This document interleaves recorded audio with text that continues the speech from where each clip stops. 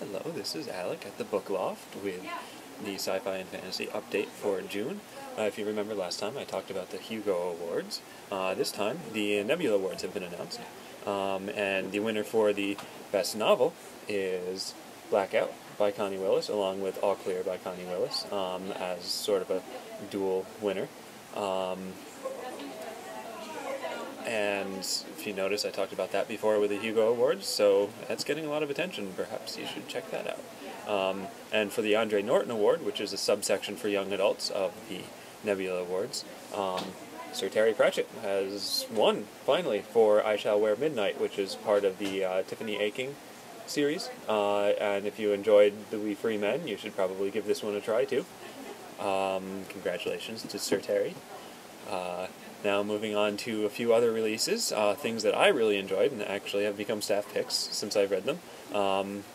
First one is called The Damned Busters, To Hell and Back, and it's a quite interesting riff on comics and heaven and hell, and one of the main attractions is that the main character is autistic, high-functioning autistic, and he's portrayed in a very, very realistic way, and I really enjoyed that. Not to mention the novel has some pretty hilarious conversations in it.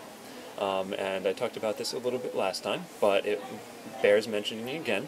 Embassytown by China Mieville. I finished it this time, and I have to say it was absolutely astounding. He makes language a character and plot, and it ends up in a speech that literally blowed my mind.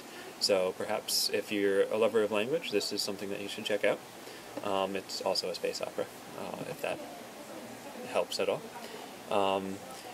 And one of my favorite genre publishers, Peer Books, is coming out with quite a few books this month. A lot of them I'm excited about. The first one I want to bring your attention to is called The Falling Machine by Andrew P. Mayer, and it's the beginning of a new series called The Society of Steam. If you like steampunk, it might be something you should check out. I haven't read it yet. I'll get back to you later when I do. But it's been getting decent reviews. Another to check out would be Shadow's Lore by Jon Sprunk. It's the sequel to Shadow's Sun, which I read in a single day because I really, really enjoyed it.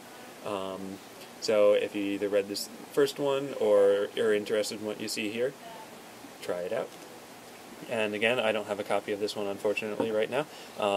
Something called The Sword of Fire and Sea by Erin Hoffman. That's coming out in the middle of the month, and it seems to be sort of a classical, very high magic romp through an interesting world, so I think that's something you should also try and check out, and I'll have more on that one in the next video. Thanks for tuning in, and see you next month.